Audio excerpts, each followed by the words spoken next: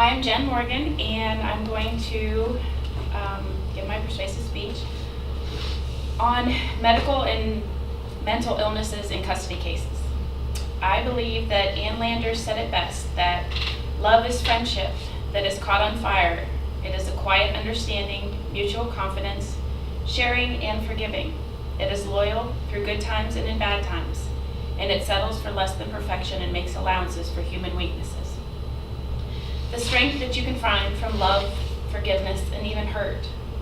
The last 5 years, I have been fighting for my family. Oh. Doesn't want to work. I have been fighting for my family, for Brody and for Mackenzie. I have been knocked down, kicked, and even stolen from. But that wasn't going to stop me from being the mother that my children needed. They had taken parts of my heart and kept them from me, but there is no strength greater than that of a mother bear fighting for her young. So let me take you back to 5 years ago. You're a working mother of 4. This is Drake, Brody, Mackenzie, and Logan on the end. You provide meals, you clean, you cook, you do the laundry, you give baths, as well as working 40 plus hours a week. You take your children everywhere you go for as long as you can remember. And at this point, it's been almost 2 decades. A sudden death turns into a broken heart and leaves you alone, destroyed. It took all you had inside you back then to keep fighting, and yet here we are again for the biggest battle of your life. I don't want to do this anymore. Just click. Just click.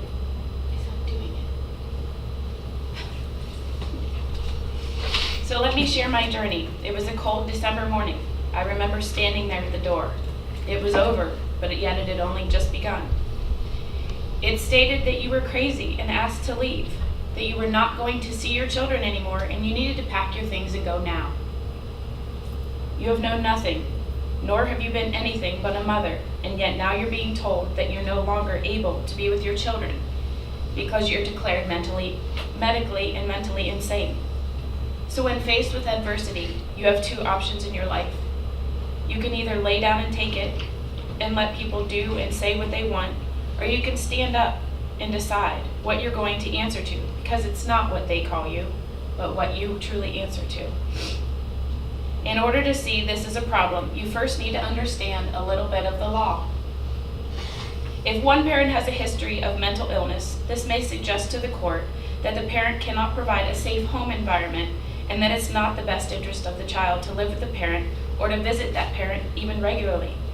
To determine if this is the case, the court will assess what form of mental illness takes and whether it interferes with the parent's ability to parent. If the mental illness makes it impossible for the parent to provide a reasonable level of care to the child, then the court may award either limited visitation, supervised visitation, or no visitation at all. The nature and the severity of a mother's mental illness could impact whether she is awarded legal custody.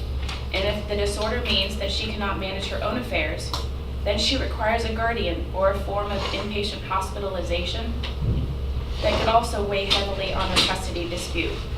You could go from being sent to safe haven for 6 months like I did, or then having to have a counselor come out to your home and babysit you and pay for that service while they watch you with your children to make sure that you're not going to harm your children. However, the court may be less inclined to deny a parent legal custody in cases where the mental illness can and may be managed. An example might be if a mother takes medication for bipolar disorder and attends regular therapy sessions. Some state laws cite mental illness as a condition that can lead to loss of custody or parental rights. Thus, parents with mental illness often can avoid seeking mental health services for fear of losing custody of their children.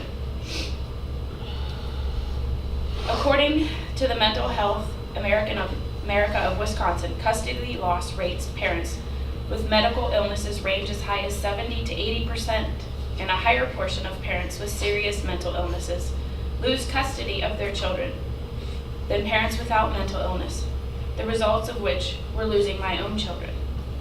With all of these things against me and my ex adding issues left and right, the children were gone.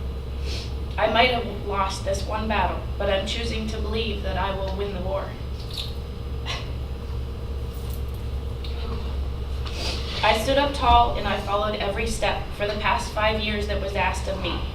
I went back to college and I became a nurse to show how am I possibly capable by the state of Ohio to care for others, even a judge, but yet I can't care for my own children.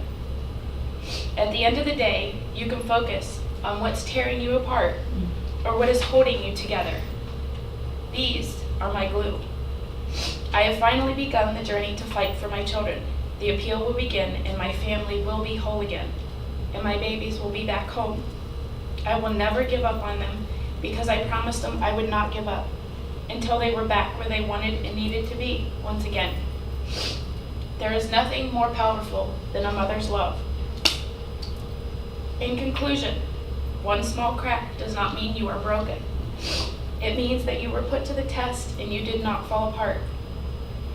Bullshit can't break you if you don't let it, after all. And a queen knows how to build her empire with the same stones that were thrown at her. And I'd have every stone imaginable thrown. I will not be defined by what you try to label me as, but by what I truly am. I am a mother, nothing more and nothing less. And there is no fight like the one of a mom to those that have hurt your heart. Once again, life is built upon moments. These moments can change our lives and define our future. There was a moment where I realized I wasn't going to be a victim, to be labeled as just a wife, just a mother, but to become something great for my children. I wish for you to live your life knowing that you are more than just a mother, a father, a student, a daughter, or a son, more than a diagnosis someone has tried to put upon you, or some battle that someone has tried to give you. Because after all, you're the one that's fighting the war, not someone else.